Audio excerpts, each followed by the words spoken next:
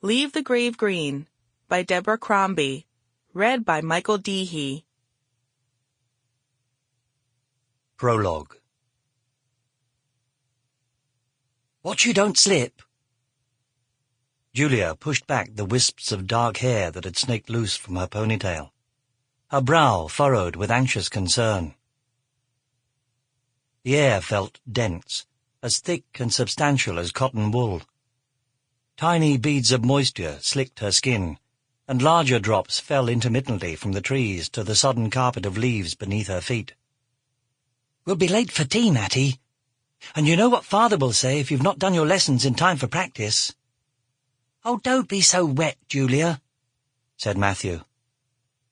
A year younger than his sister, as fair and stocky as she was thin and dark, he'd physically outstripped her in the past year, and it had made him more insufferably cocksure than ever.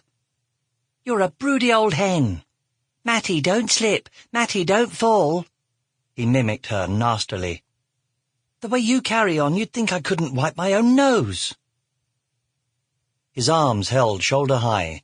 He balanced on a fallen tree trunk near the edge of the swollen stream. His school haversack lay where he'd dropped it carelessly in the mud. Clutching her own books to her thin chest, Julia rocked on the balls of her feet. Serve him right if he caught it from Father. But the scolding, even if severe, would be brief, and life in their household would return quickly to normal.